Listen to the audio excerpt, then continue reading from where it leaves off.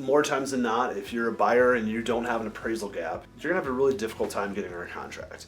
What an appraisal gap means is that, let's say that your purchase price is $400,000 and the property is actually listed at $380,000. So basically you as the buyer, in order to get under contract, you need to come in agreeing to tell the seller that you're willing to pay $400,000 for a property that was listed at $380,000.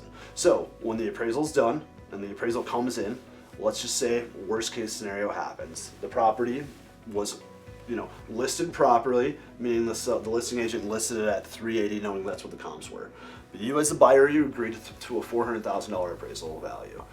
So what most people think is that, oh man, now my $80,000 down payment now turns into a $100,000 down payment.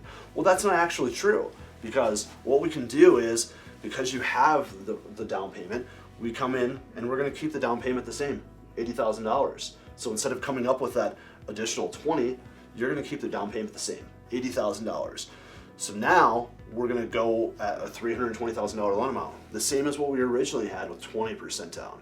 Instead of bringing the additional $20,000 as a down payment, we're just going to add in mortgage insurance. What is mortgage insurance? Essentially, mortgage insurance means that if you, as the buyer, default on the loan, let's say worst case scenario, the investor is covered. So if the property gets foreclosed on, the investor isn't out, and now they don't know what that property is going to eventually sell for.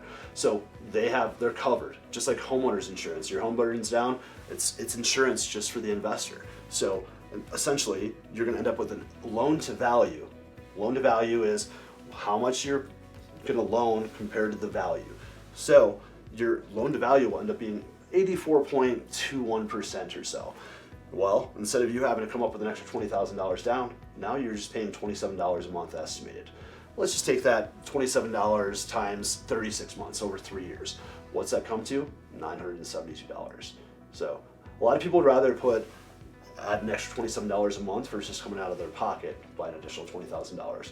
That's a really basic mathematical equation for what an appraisal gap is, and how, instead of coming up with that additional $20,000 down, we can just add the mortgage insurance essentially.